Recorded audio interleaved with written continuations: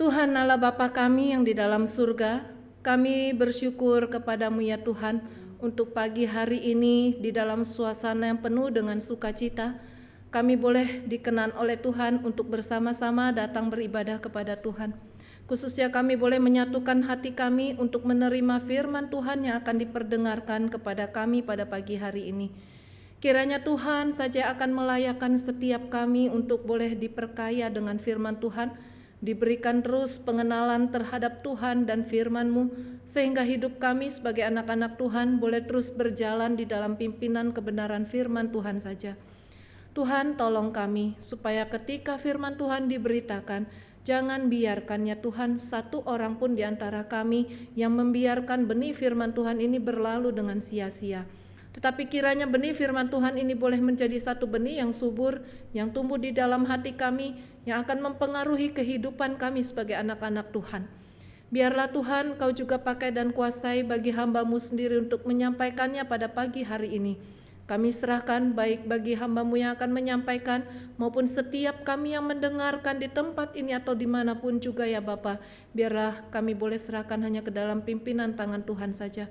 Roh Kudus yang akan menguasai hati dan pikiran kami. Di dalam nama Tuhan kami Yesus kami sudah berdoa. Amin. Mari saudara, saya mengajak kita sekalian untuk membuka Alkitab kita dari Markus pasalnya yang ke-7.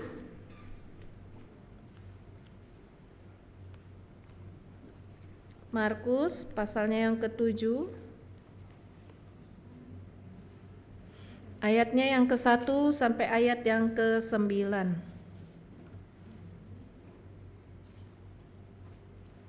Markus 7 ayat 1 sampai ayat yang ke-9.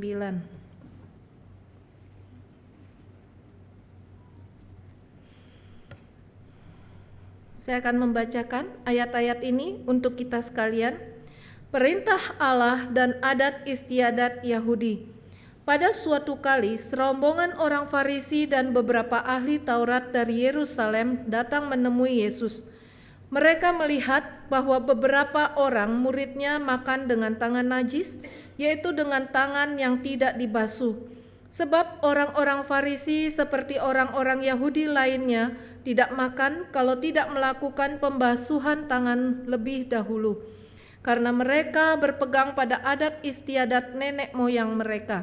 Dan kalau pulang dari pasar, mereka juga tidak makan kalau tidak lebih dahulu membersihkan dirinya. Banyak warisan lain lagi yang mereka pegang, umpamanya hal mencuci cawan, kendi, dan perkakas-perkakas tembaga. Karena itu orang-orang Farisi dan ahli-ahli Taurat itu bertanya kepadanya, "Mengapa murid-muridmu tidak hidup menurut adat istiadat nenek moyang kita, tetapi makan dengan tangan najis?"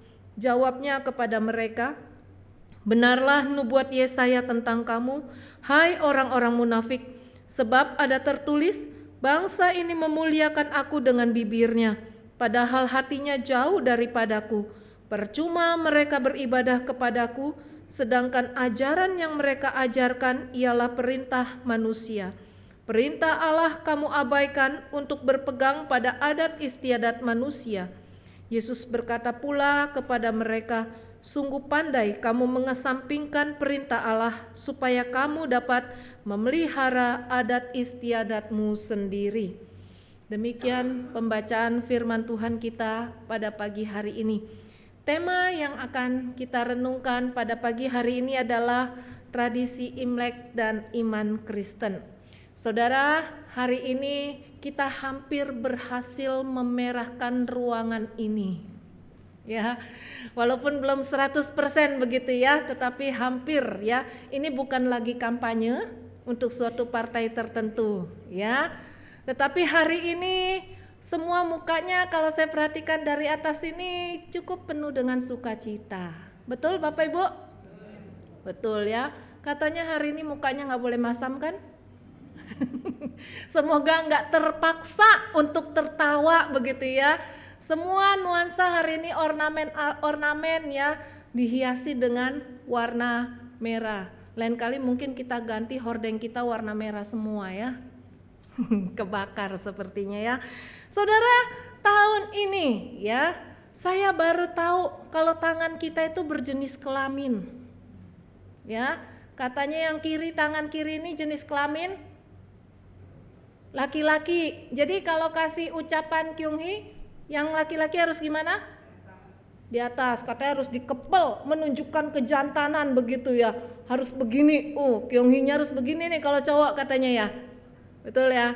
Coba bapak-bapak Kyunghi dulu coba. Kyunghi-nya udah begini belum bapak-bapak nih?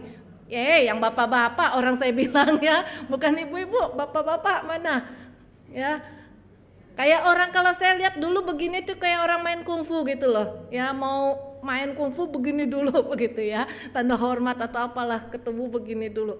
Lalu tangan kanan kita ini rupanya berjenis kelamin perempuan, tapi kok nggak ada tulisannya ya. Waktu lahir juga Tuhan nggak bilang ini laki, ini perempuan gitu ya. Dari dulu orang tua nggak ngajarin ini laki, ini perempuan gitu kan ya. Tapi katanya begitu. Jadi kalau perempuan kasih ucapan Kyunghi gimana? Tangan kanan katanya di atas, ngepel tangan kiri begitu ya. Nah, kalau saya biasa kiri ngepel kanan gitu ya. Jadi harus diperbaiki nih katanya ya. Inilah tradisi ya, tradisi. Dilanggar boleh nggak? Nggak ada hukumannya kok ya.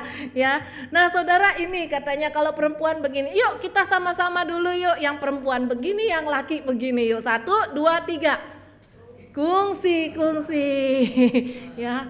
Wah. Masih mencoba memperagakan begini ya. Enggak ada yang begini kan, ini kedinginan saudara, AC-nya mungkin kekencengan jadi begini kedinginan gitu ya. Kenapa? Banci begini, waduh. ya macam-macam lah ini diajarkan cara, belum lagi ketemu orang yang katanya lebih tua, ini harus naik apa turun begitu ya, harus di atas atau di bawah, nggak tahu lah ya, terlalu banyak yang diajarkannya seperti itu ya. Nah saudara, ini memeriahkan saja ya. Bapak Ibu yang hari ini ya, walaupun kita mungkin bukan dikatakan keturunan Chinese gitu ya, Tionghoa, tetapi tetap merayakan Imlek juga ya. Pakaiannya tetap merah, tetap senyum pagi ini ya. Saudara suka dengan Imlek? Cuma baris ini yang bilang suka. Yang sini suka sama Imlek? Suka, lebih kenceng bilang sukanya ya. Ya, suka. Semua orang suka dengan Imlek ya. Dari anak kecil, dewasa, bahkan sampai orang tua suka dengan Imlek ya. Nah, kenapa sih suka sama Imlek? Di luar sana mau orang apapun ya juga suka ternyata dengan Imlek, apalagi menjelang Imlek nih, lihat ya. Di Glodok sudah meriah. Sudah ke Glodok saudara? Sudah ya. Siapa yang belum ke Glodok? Ya, tahun ini rame lagi Glodok setelah beberapa saat sempat teredam karena pandemi Covid ya. Waktu Covid saya yakin Glodok sepi total ya. Tapi sekarang sudah rame lagi, baik ornamen-ornamennya maupun baju-baju Imlek sudah banyak dijual. Glodok diwarna merahkan ya. Setidaknya bagi para pedagang di sana, orang berharap Imlek tujuannya untuk dapat cuan. Jangan untung lah, hari ini kita bicaranya cuan begitu ya. Dapat cuan yang banyak ya. Yang biasanya baju harganya 50.000 hari ini dijual 100.000. Cuannya banyak? Banyak laku nggak? Laku ya. Kalau hari biasa tawarnya tuh sampai 55.000 saja bang begitu ya. Kali ini 100.000 pun dibelilah begitu ya. Nah saudara, rame karena ada orang-orang juga berharap bahwa kali ini Imlek boleh memberikan peruntungan bagi para pedagang ya. Kalau saya perhatikan di sana pedagangnya juga nggak mata sipit semua ya. Betul ya Bapak Ibu ya? Pedagangnya nggak mata sipit semua ya. Jadi kalangan siapapun hari ini mengharapkan mendapatkan satu keberuntungan ya. Nah bagi kita nih yang juga ikut merayakan Imlek, apa sih yang ada di harapan bagi kita untuk merayakan Imlek kali ini? Apa Imlek hari ini sekedar merah-merah doang? Enggak. Punya harapan? Punya. Harapannya bagaimana?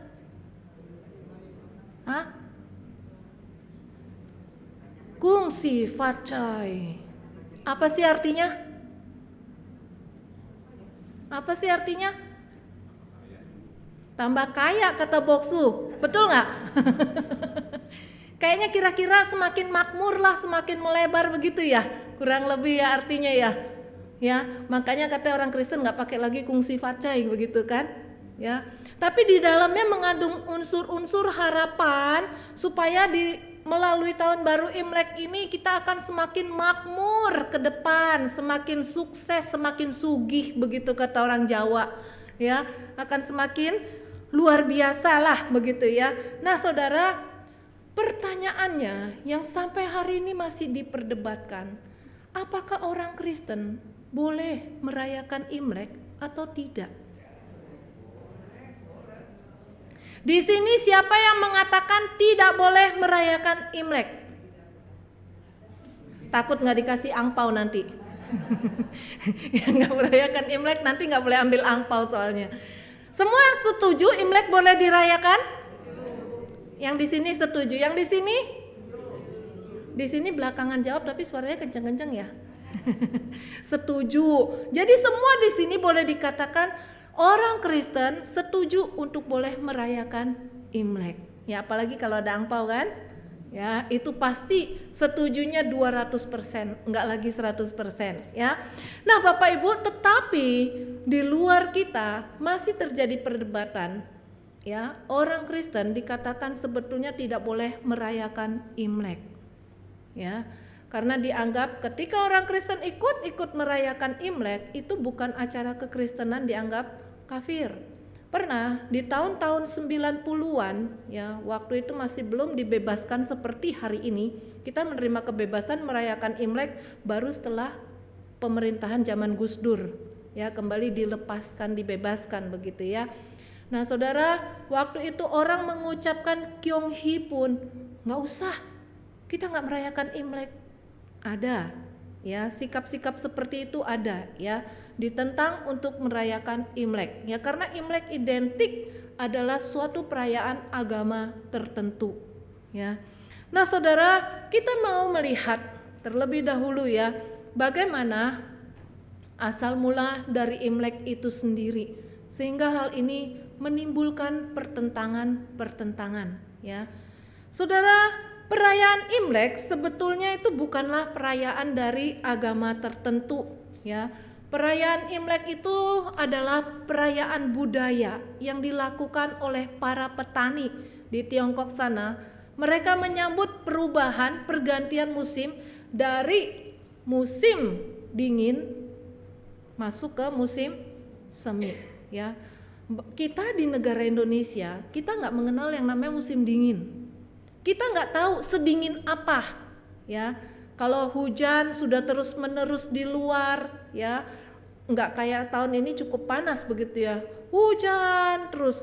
Kalau kita ada di puncak sana, saudara sudah mungkin akan kedinginan ya. Tetapi musim dingin yang terjadi di negara-negara musim dingin ini bukanlah musim dingin sekedar hujan seperti itu, tetapi cukup menggigil ya, dan tidak bisa melakukan aktivitas apa-apa. Oleh karena itu, ketika masuk ke musim semi, maka tentu saja para petani ya itu akan bergembira. Dikatakan orang Tiongkok pada waktu itu mata pencariannya itu adalah bertani, mayoritas adalah bertani, bukan berdagang. Hari ini kalau dikenal orang keturunan Chinese, kerjanya apa saudara? Dagangnya pinter, cari cuannya pinter katanya begitu ya. Padahal di negara Tiongkok sendiri sebetulnya dikenal sebagai petani ya. Nah, saudara, ini ya, ketika merayakan ini maka orang menyambut dengan gembira, dengan sukacita, melakukan seperti festival, pesta dan sebagainya ya. Ini asal mula yang seharusnya terjadi. Tetapi kemudian di dalam perkembangannya masuklah mitos-mitos yang diberikan ya, sehingga Imlek bukan lagi sekedar perayaan budaya ya, tetapi masuk mitos-mitos. Saudara juga pernah dengar yang namanya Nien, monster. Kalau digambarkan dari yang saya baca-baca kelihatannya Nien ini mirip-mirip dengan naga begitu ya. Naga itu binatang yang ada nggak sih? Nggak ada. Ya, Naga itu disebutkan di kitab Wahyu sebagai lambang dari apa? Iblis. Ya. Jadi tahun ini saudara jangan bangga menjadi dragon years gitu kan. Tahun apa ini saudara? Ya, pas saya melihat wow, tahun naga. Naga di kitab Wahyu itu adalah iblis begitu ya. Tahun iblis ini ya. Ngeri-ngeri juga kita masuk tahun ini ya. Nggak tahu apa yang terjadi ya. Kok rasanya merinding gitu loh ya. Nah saudara, dikatakan zaman dulu itu ada monster Nien ya, yang sangat kejam, yang muncul justru di saat mau pergantian musim. Munculnya itu akan memakan hasil panen, akan memakan ternak-ternak, bahkan manusia pun dimakan. Mungkin nggak sih? Namanya juga mitos. Ya mungkin sajalah kalau namanya mitos ya. Nah ini dikatakan digambarkan monster yang sangat kejam. Ya setiap tahun penduduk di Tiongkok itu di suatu desa, mereka akan sediakan makanan di pintu rumah mereka supaya Nien itu nggak akan mengganggu mereka. Ya dikasih makan dulu lah, makan yang ada begitu, jadi Niennya kenyang, nanti dia bobok lagi ya, Niennya kenyang bobok ya, sampai ini berlangsung terus menerus sampai suatu ketika dikatakan ada seorang anak yang mitos ya, yang memakai baju merah ya, ternyata Nien itu takut sama warna merah saudara ya, takut sama warna merah. Dan juga ketika dinyalakan dengan lampion lentera begitu ya terang, dia ternyata juga takut. Dan dia juga takut dengan bunyi petasan mercon dadar begitu ya. Ketakutan, dia kabur dan nggak balik lagi. Sehingga dipercaya setiap mau pergantian musim, orang-orang pada waktu itu akan memakai warna merah, membunyikan petasan, menggantung lampion atau lentera-lentera ini supaya Nien tidak lagi mengganggu. Ya, ini mitos. Saudara percaya? Hari ini kenapa pakai warna merah? Kenapa pakai warna merah? Cuma supaya cerah. Kalau saya pakai warna merah karena ada pesan dari Pak Bani. Ya, nanti mau difoto jadi pakai warna merah ya. Saudara kenapa pakai warna merah? Loh, senang. Alasannya cuma karena senang? Kenapa di Pancoran itu dimerahkan semua begitu? Hah? Tradisi yang turun temurun. Boleh nggak kalau nggak pakai warna merah? Saudara datang ke tempat orang yang sudah tua, yang masih menjaga gitu ya. Orang muda biasanya nggak gitu mau dengan tradisi, ya pakai baju hitam waktu Sincia. Terus gimana saudara? Hah? Diomelin nggak? Omelin ya. Dulu sama engkong sama emak, kalau datang konyen gitu ya mau cari angpau waktu kecil, pakai baju hitam boleh nggak? Pakai baju putih boleh nggak? Nggak boleh. Kenapa? Kenapa ya? Disuruhnya pakai baju apa? Nah kenapa pakai baju merah? Hah? Cerah. Warna putih juga cerah kok. Hah? Saudara boleh pakai baju warna hijau nggak? Hah? Waktu dulu, waktu kecil, ke emak ke engkong, boleh nggak pakai baju hijau? Nggak ada ya. Ya, saudara kalau zaman sekarang mungkin udah berbeda suasana ya. Zaman dulu diomelin ya saudara ya. Kalau Sincia pakai baju hijau, ya apalagi pakai baju hitam, aduh, itu benar-benar dilarang habis lah. Kalau sekarang emak engkong zaman sekarang kan modern kan, alah yang ada aja lah, nggak pakai baju baru juga nggak apa-apa. Tapi coba kalau zaman dulu, orang tua tuh berjuang berusaha walaupun nggak kebeli tapi jahit baju baru harus, ya. Ini namanya tradisi ya, nggak berani dilanggar.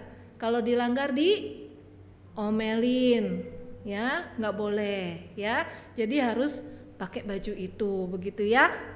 Nah saudara, di sini ya kita melihat ya, sebenarnya ya kalau mau dilihat tahun baru Imlek tahun ini ya, ini pengaruh-pengaruh yang pada akhirnya menimbulkan pertentangan ya. Saudara, perhitungan tahun baru Imlek tahun ini tahun berapa? Dua versi saudara. Di Indonesia sendiri kita memakai tahun ini adalah tahun 2575. Padahal kalau menghitung tahun 2575 itu dihitung dari tahun lahirnya Konghucu. Ya, dipengaruhi oleh Konghucu. Ya, tahun 2024 ditambah tahun 551, hasilnya adalah 2575. Ya, sementara Imlek itu sudah dirayakan sebagai perayaan pergantian musim, ya. Itu sudah dimulai ketika kalender itu pertama kali ditemukan oleh Kaisar Huangdi. Ya. Saudara, sehingga ada yang menghitung dari tahun Kaisar Huangdi ini lahir tahun 2697 sebelum Masehi, ya, ditambahkan dengan sekarang tahun 2024, ya, sehingga hasilnya adalah 4721. Jadi orang banyak yang memakai 4721, beda dengan di Indonesia. Ya, karena Imlek sudah jauh, sudah lama, 4700-an tahun sudah ada. Ya. Kalau kita memakai yang tahun 2575, itulah dimulai tahun lahirnya Konghucu. Ya, ini mungkin saya pas baca juga ya, oh begitu ya rupanya ya. Rupanya selama ini kita Imlek juga banyak dipengaruhi dengan, ya memang dengan sejarah perkembangan Imlek sendiri. Ketika apalagi di China masuklah agama Samkau, ya, pengaruh-pengaruh itu banyak sekali terjadi. Dan itu dibawa menjadi ajaran turun-temurun, tradisi turun-temurun yang juga mempengaruhi kehidupan kita di Indonesia sebagai keturunan Tionghoa pada saat ini. Ya. Dan sehingga ketika Imlek dijadikan salah satu kemeriahan acara sebagai orang Kristen juga, ini pun menimbulkan pertentangan karena tradisi-tradisi yang ada di dalamnya. Ya. Saudara, firman Tuhan, ya, ketika tadi kita sudah membaca, orang Yahudi pun menjaga tradisi secara luar biasa. Ya. Masalah cuci tangan itu menjadi satu dosa yang besar ketika itu dilanggar. Ya. Sehingga waktu orang-orang Farisi yang begitu ketat menjaga tradisi nenek moyang, mereka memang melakukan firman Tuhan. Tetapi di samping melakukan firman Tuhan, tradisi nenek moyang itu tetap mereka jaga ketat. Ya.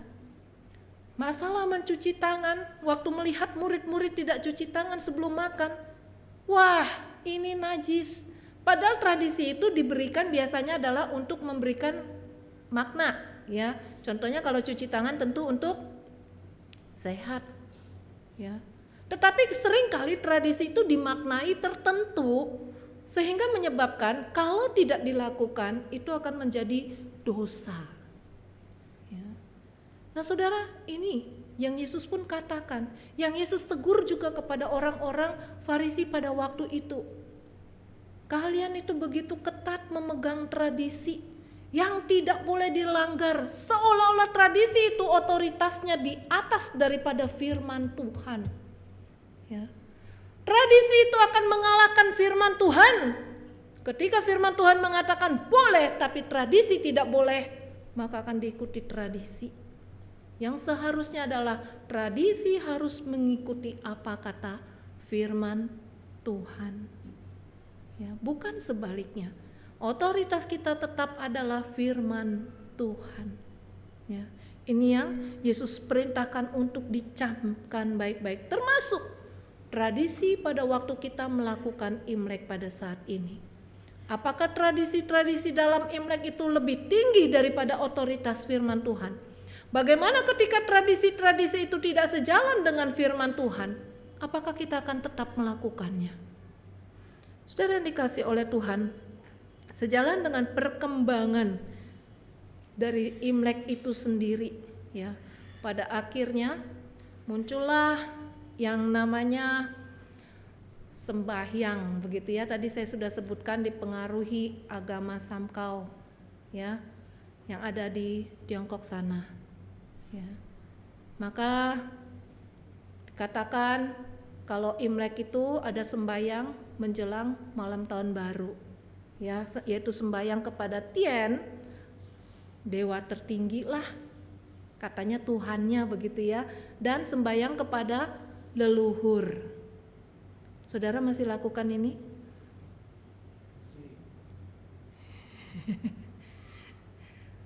Saudara, menjadi pertanyaan dan perdebatan, bagaimana kalau saudara kita masih melakukan ini dan kita diminta untuk menyiapkan makanannya? Nah, gimana jawabnya Bapak Ibu? Kalau mau sembahyang kan harus ada makanannya kan? Kalau nggak salah 12 macam ya. Dagingnya 3 macam. Wih, enak loh. Ya. Harus 12 macam lalu ditaruh di meja altar. Kita mungkin nggak ikut sembahyang. Tetapi karena kita pintar masak, kita diminta tolong untuk ikut menyediakan. Boleh nggak? Boleh nggak? Boleh nggak? Boleh nggak? Yang sini bilang boleh, yang di sini diem-diem nggak berani ngomong. Yang di sini bilang boleh nggak? Tuh kan gak ada yang ngomong. Boleh nggak? Saya nggak tanya yang sini bilang boleh. Yang sini bilang boleh nggak? Dua kubu nih, bukan cuma pemilu yang berkubu-kubu, kita hari ini juga dua kubu ya. Sini bilang boleh, sini bilang nggak boleh. Saudara pernah mikirkan ini nggak? Enggak ya. Saya pernah ditanya loh saudara, ya sama jemaat, majelis. Adik saya masih sembayang mau malam tahun baru. Saya pinter masak kan, Cide, oh Cida Benteng. Cide, tolong bantu siapin masakannya. Cide nggak sembayang nggak apa-apa, tapi tolong bantu siapin makanannya. Kowe yang sembayang, boleh nggak?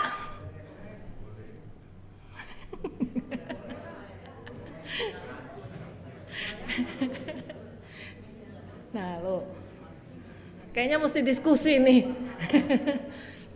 Di sini sebagian sudah bilang boleh. Tadi bilang enggak, sekarang boleh. Sebagian bilang boleh. Boleh enggak?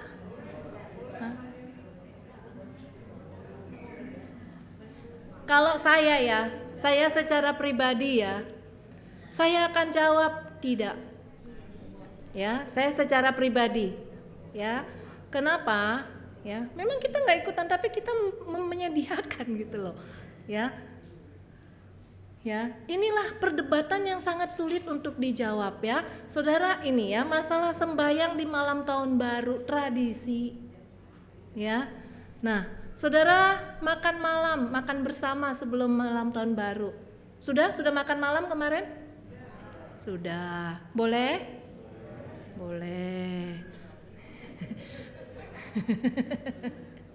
Ya, apalagi saudara, kenapa harus ada ini saudara? Biar lengket. Kenapa biar lengket? Apanya yang lengket? Oh, sekarang cuannya lengket ya. Kalau mitosnya itu dewa dapur lagi disogok tuh pakai kue ginian kan? Kenapa? Itu dewa dapur comel ya, suka ngadu-ngadu begitu ya. Nah, supaya ngadu ke Tien itu yang bagus-bagus, jadi dikasih ini kue keranjang ini manis nggak sih saudara?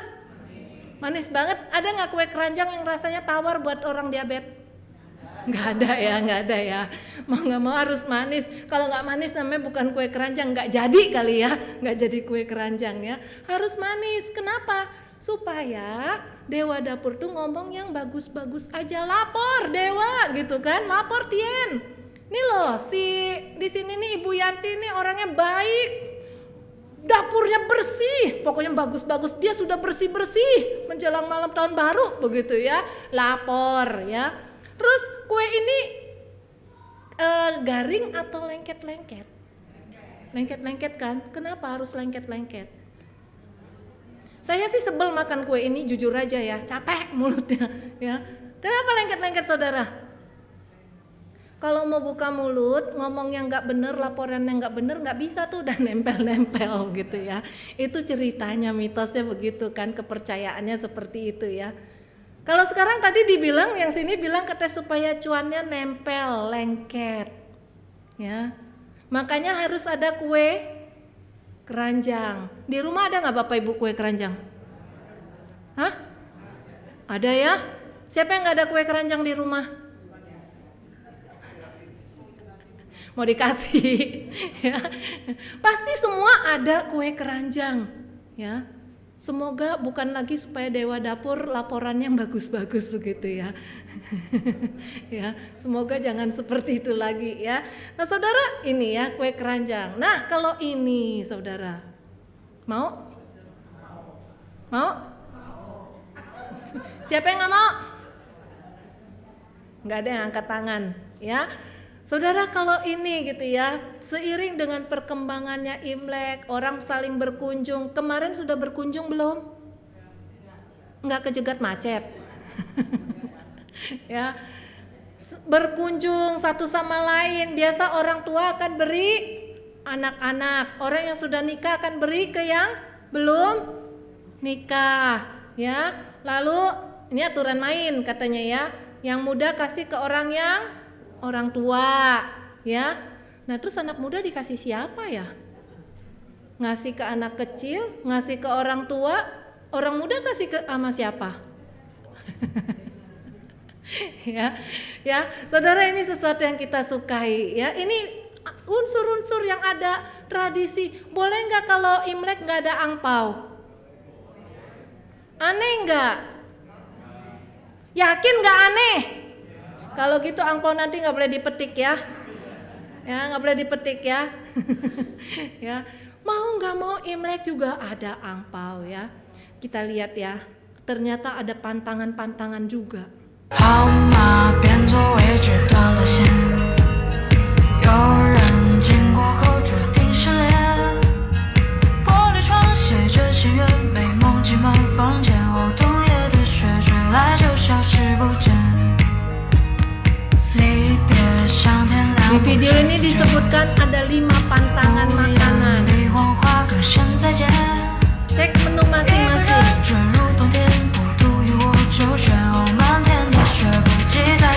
Satu, yang warnanya putih. Tahu. Karena identik dengan kematian. Wah, udah. Tadi bubur, lobster. 我期待的不是雪，而是有你的冬天。我期待的不是有你，而是归根的落叶。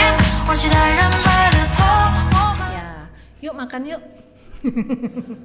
Ya, 5 makanan apa saja tadi? Tahu dulu ya, yang warna putih nggak boleh. Karena putih itu simbol kematian. 2, untung saya nggak doyan bubur ya. Kenapa bubur nggak boleh? Simbol kemiskinan katanya kalau makan bubur itu ya, buat orang Tiongkok ya. Yang ketiga apa saudara? No, lobster dulu sama kepiting. Kenapa nggak boleh? Ini enak kan, tapi nggak boleh. Jalannya menyamping atau nggak mundur gitu ya. Ada nggak kepiting yang jalannya lurus ke depan?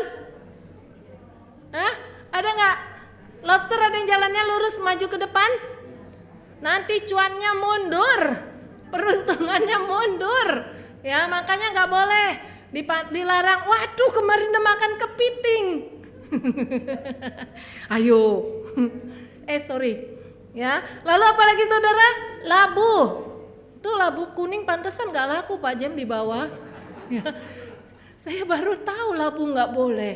Karena waktu melafalkan katanya lafalnya mirip dengan lafal kematian gua begitu. Ya. Mirip dengan lafal yang artinya kematian. Jadi nggak boleh labu. Terus kelima tadi apa? Sayap ikan, chicken wing. Iya sayap ayam kok sayap ikan. Sayap ayam. Kenapa saudara nggak boleh sayap ayam? terbang ya. Peruntungannya terbang, jadi nggak boleh ya saudara. Sebetulnya ada satu lagi yang katanya nggak boleh saudara, duren. Padahal ini lagi musim duren. Saudara, kemarin dari makanan-makanan ini di menu saudara ada nggak? Nggak ada, ada. Nggak ada, bener? Nggak makan lobster, nggak makan kepiting? Kepiting makan. Saudara, ya ini tradisi nggak boleh. Sebetulnya ada beberapa lagi loh makanan yang nggak boleh ya. Wah, tahun depan mulai Bu Ihwa bilang jangan makan kepiting lo ya, nggak boleh lo ya. Ini tradisi saudara ya, tradisi nenek moyang ya. Dipercaya simbol-simbol diberikan, dimasukkan simbol-simbol ya. Makanan itu netral saudara ya, netral ya, tetapi selalu diberikan makna filosofi yang pada akhirnya membuat ini nggak boleh, itu nggak boleh ya, sehingga membuat itu, sehingga kita dikatakan kalau kita makan di hari-hari tertentu seperti malam kemarin itu namanya nanti maaf ya sial begitu kan ya, bahaya begitu ya. Nah saudara, bukan cuma makanan, ternyata ada beberapa perbuatan yang nggak boleh dilakukan waktu Sintia. Bayangin saudara, nggak boleh minum obat saudara. Nah lo, tuh nggak boleh minum obat tuh katanya tuh. Yang minum obat darah tinggi stop dulu waktu Sintia. Yang minum obat diabetes stop dulu waktu Sintia.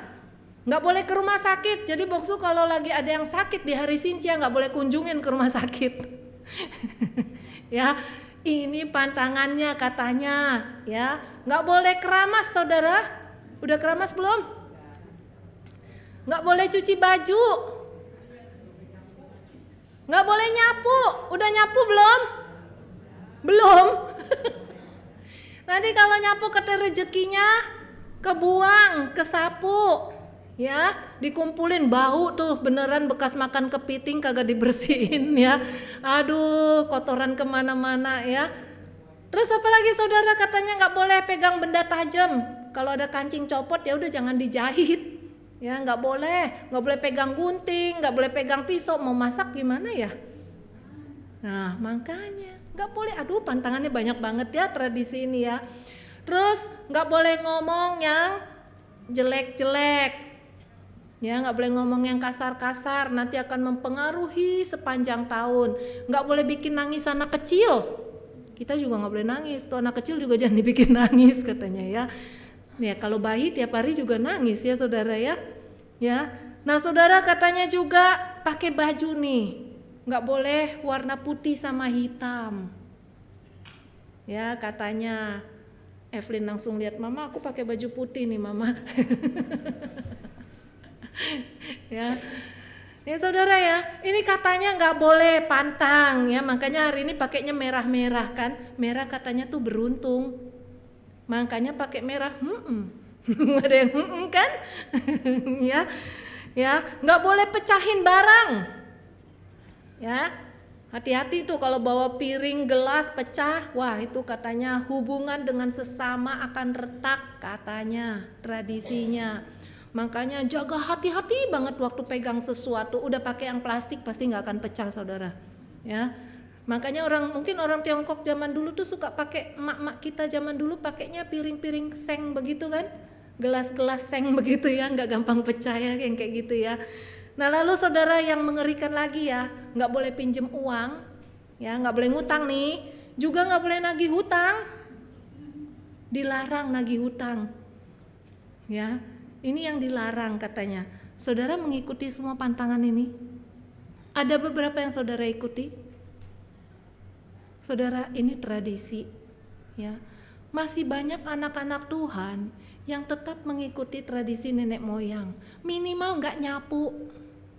Ya, kalau sapu juga sampahnya diseroknya ke dalam aja, buangnya di dalam, jangan dibuang keluar. Jadi rezekinya nggak kebuang keluar. Ya, kalau terpaksa harus nyapu, benar nggak? Semoga udah nggak ada lagi ya.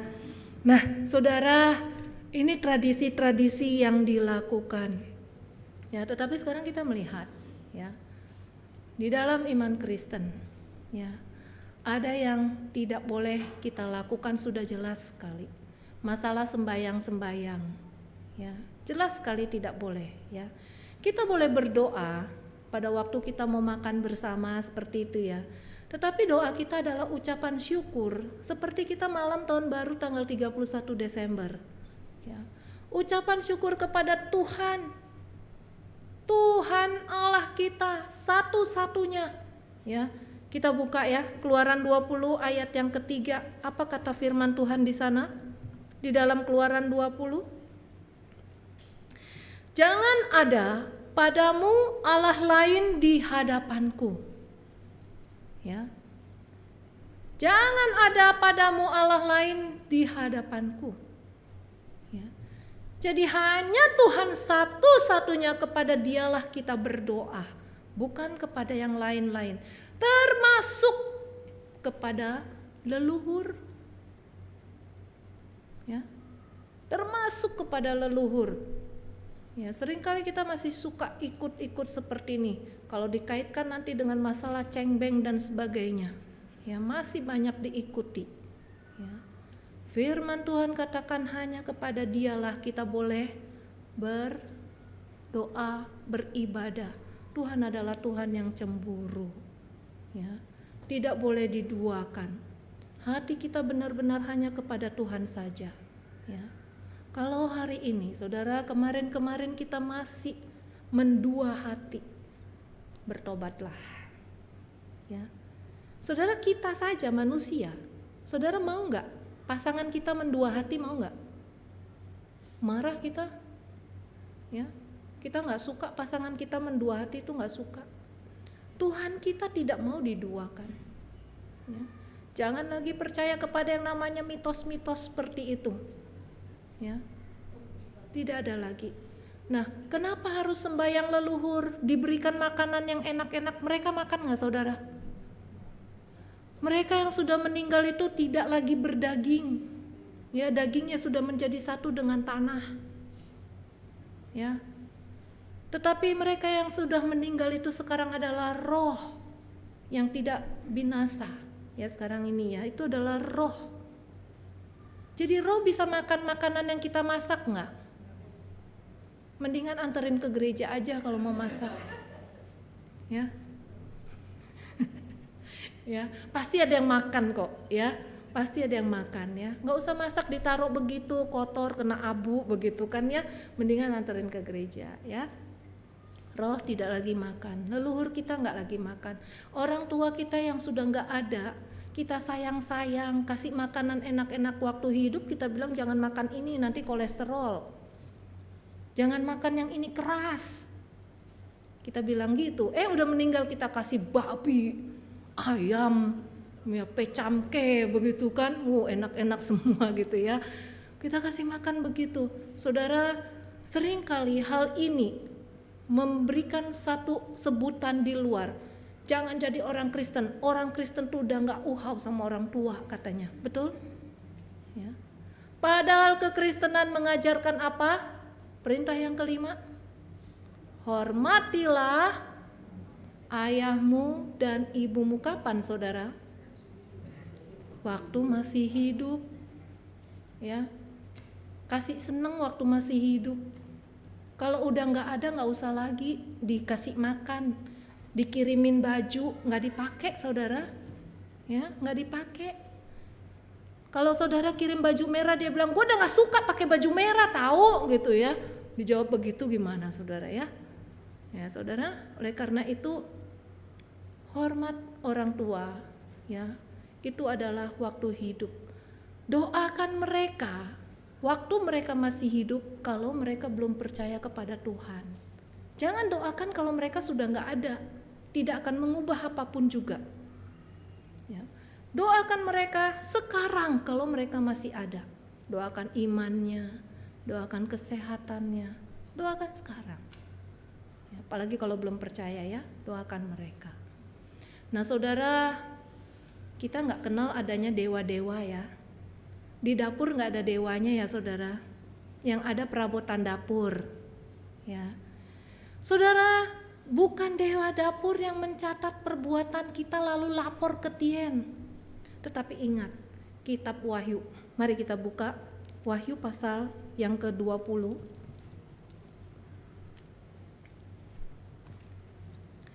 Wahyu pasalnya yang ke-20, ayatnya yang ke-12 dan ayatnya yang ke-13. Demikian bunyi firman Tuhan. Dan aku melihat orang-orang mati besar dan kecil berdiri di depan tahta itu, lalu dibuka semua kitab. Dan dibuka juga sebuah kitab lain, yaitu kitab kehidupan.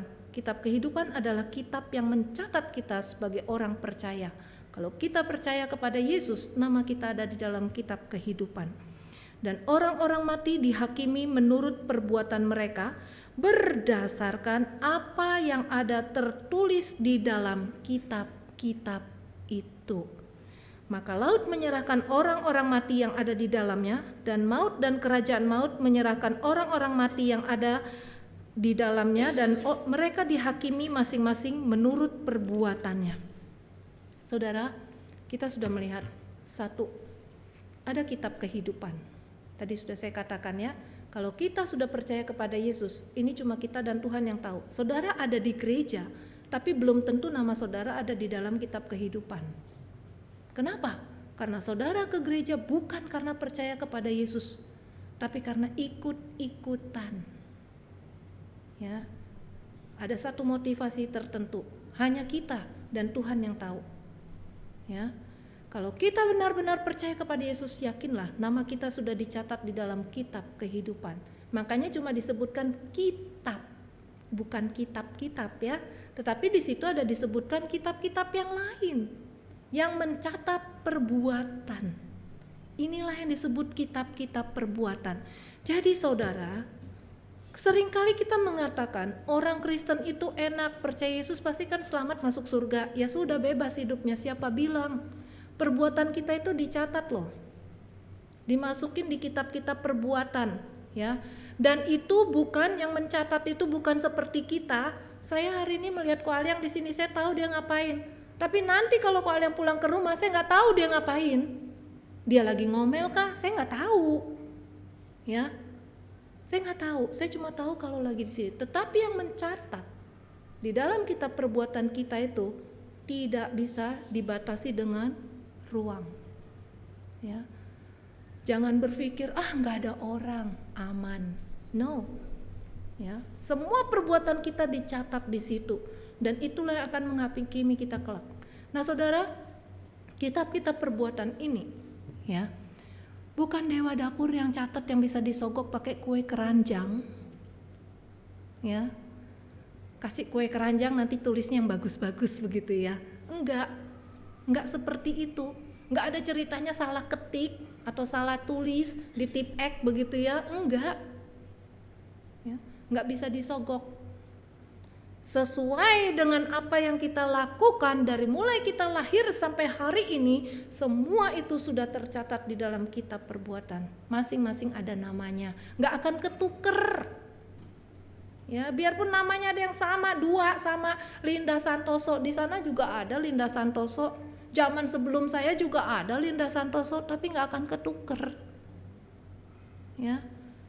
Oleh karena itu, inilah yang mewaspadai kita, berhati-hati dalam bertingkah laku. Bukan cuma waktu mau Imlek saudara ya dicatatnya ya, bukan. Ya, tapi seumur hidup kita ini dicatat. Oleh karena itu, saudara, ya, di sini yang mau kita lihat ya, nggak ada dewa dapur, ya. Nggak ada, ya kue keranjang makanlah sebagai satu kue yang kalau saudara suka makanlah, gorenglah, pakailah tepung begitu kan ya, supaya lebih enak, nggak terlalu lengket begitu ya, masih bisa ngomong sambil makan gitu ya.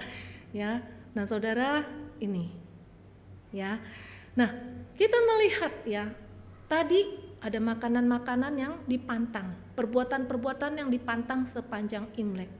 Saudara, pantangan tidak menentukan untuk hidup kita ataupun berkat yang akan kita terima. Sekali lagi, makanan itu netral. Kita mau keramas sehari 2 kali waktu Imlek pun nggak apa-apa. Ya, nggak apa-apa. Mau nyapu berkali-kali, 10 kali, 1 hari juga nggak apa-apa. Ya, emang kalau ada semut dibiarin aja. Mau sapu kan? Ya, nggak apa-apa. Itu tidak menentukan berkat kita. Siapa pemberi berkat kita? Siapa pemegang kehidupan kita? Ya, bukan makanan, bukan perbuatan yang kita lakukan pada waktu Imlek. Ya, yang akan menentukan bagaimana setahun hidup kita ke depan ini. Ya, hidup kita ada di tangan Tuhan. Ya, terserah Tuhan mau bagaimana. Ya, bukan ditentukan makanan ataupun perbuatan kita waktu Imlek. Nah, saudara, itu yang nggak boleh, yang kita tidak masukkan unsur-unsur tradisi ini di dalam kita merayakan Imlek. Tapi ada yang boleh dilakukan. Makan ya, makan bersama boleh. Baik nggak? Baik, ya baik, makan, ayo makan bersama begitu kan, kumpul ya. Apalagi kalau bisa keluarga besar kumpul begitu kan di satu tempat ya. Apalagi hidup di zaman sekarang, susah nggak kumpul satu keluarga, saudara? Bukan cuma keluarga inti, keluarga besar, susah nggak? Kalau masih ada orang tua masih bisa kumpul. Begitu orang tua sudah nggak ada masih bisa kumpul? Susah. Masing-masing punya urusan. Masing-masing merasa sudah tidak ada pengikatnya. Ya. Tapi kalau masih ada orang tua biasanya masih dilakukan bersama orang tua. Begitu udah nggak ada, udah nggak kumpul lagi. Ya. Nah, saudara, tapi makan bersama nggak usah pusing menunya apa ya, saudara ya. Mau tempe, tahu juga nggak apa-apa ya. Lalu kunjungan, hari ini hari kedua. Menurut tradisi, hari ini adalah hari kunjungan ke keluarga istri. Hari pertama tuh ke keluarga suami. Nggak boleh hari pertama ke keluarga istri. Ya, karena anak perempuan sudah diambil ke pihak laki-laki. Jadi hari kedua adalah kesempatan kunjungan ke keluarga istri. Masih dilakukan, saudara? Ya, bebas lah ya, kunjungan ya, kunjungan. Hari ini saudara sudah berkunjung ke rumah Tuhan. Ya, nanti dapat angpau. Ya, karena waktu kunjungan biasanya yang orang tua, yang lebih tua akan memberikan nasihat. Yang anak-anak biasanya suka dapetin angpau sebagai tanda berbagi berkat. Bagi angpau adalah tanda bersyukur, membagi berkat. Ya. Ini juga ajaran Kristen bukan, bahwa kita saling berbagi. Ya, bukan cuma waktu Imlek doang, ya ini ajaran Kristen, kita boleh saling berbagi. Lalu yang boleh juga, saudara, tidak mengucapkan kata-kata negatif. Ya, kata-kata yang baik. Siapa sih yang seneng kalau dibilang sesuatu yang jelek? Nggak ada kan? Jangan cuma dijaga waktu Imlek doang, ya. Dijaganya itu seterusnya, bukan cuma waktu Imlek. Waktu Imlek ngomongnya bagus semua. Begitu lewat Imlek keluar lagi kebun binatang sudah dilepaskan semua. Apalagi kalau lagi ngendarain kendaraan, ya, wah macet di mana-mana. Yang keluar apa, saudara? Wah, udah nggak dijaga lagi, ya, nggak dijaga lagi ya. Makanya kita berlatih, saudara, ini dilatih. Kita tidak otomatis bisa berkata-kata yang positif, yang membangun, tidak. Tetapi ini adalah dilatih. Ya, bagaimana kita melatih untuk kita bisa berkata-kata yang baik. Ya, karena Tuhan juga mengajarkan, ya, firman Tuhan mengajarkan hati-hati dengan lidah. Tuhan ciptakan 2 kuping, 1 mulut, 1 lidah. Banyak apa, saudara? Banyak dengar, kurangin ngomong. Biasanya emak-emak nih. Emak-emak lagi ya. ya. Jadi saudara boleh bicara, tetapi kata-katanya harus dijaga. Ya.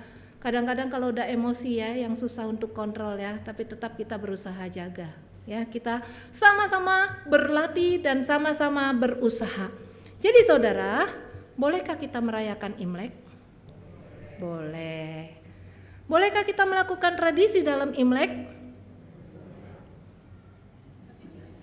Bolehkah kita melakukan tradisi dalam Imlek? Yes and no, ya, yes and no, bukan or ya, yes and no ya. Ada yang boleh, ada yang enggak. Ya, biarlah yang boleh kita lakukan untuk lebih membangun kita satu sama lain, tetapi yang tidak kita buang. Ya, selama tradisi-tradisi itu tidak bertentangan dengan firman Tuhan, kita lakukan. Tetapi ketika tradisi itu bertentangan dengan firman Tuhan, kita tidak boleh lakukan. Otoritas tertinggi tetap pada kebenaran firman Tuhan, bukan ajaran nenek moyang. Ya. Ajaran nenek moyang boleh kita langgar, tetapi firman Tuhan tidak boleh kita langgar. Ya. Kiranya kita boleh bersukacita waktu kita merayakan Imlek pada tahun ini. Mari kita bersama-sama bersatu dalam doa.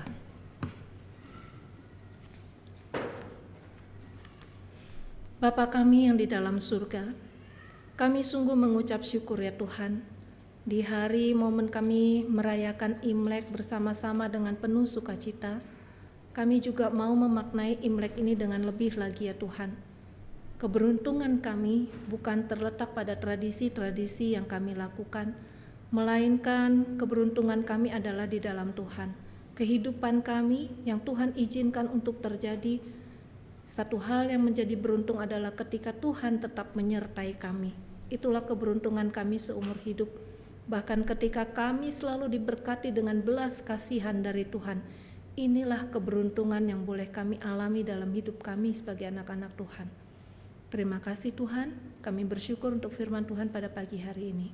Hanya di dalam nama Tuhan kami Yesus kami sudah berdoa. Amin.